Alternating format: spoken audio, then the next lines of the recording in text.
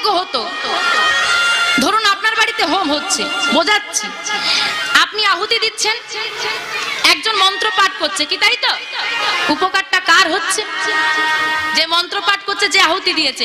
আপনি গিয়েছেন অতিথি, দর্শন করবেন, চলে আসবেন, আপনার কি হবে?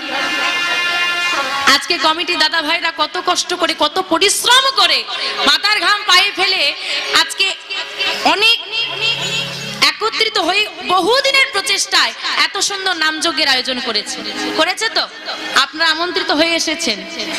এখানে কিন্তু আমরা করছি আমাদের উপকার, যারা করাচ্ছে তাদের উপকার, এত মানুষ শুনছে তাদের উপকার। শুধু তাই নয়, এই যে দাদারা দিয়েছেন সাউন্ড সিস্টেম, দূর দূরান্ত পর্যন্ত মানুষ শুনতে পাচ্ছে। কতগুলো মানুষ উপকৃত হচ্ছে এই একটা যজ্ঞের মাধ্যম দিয়ে। এটাই গৌর হরি হরি হরি।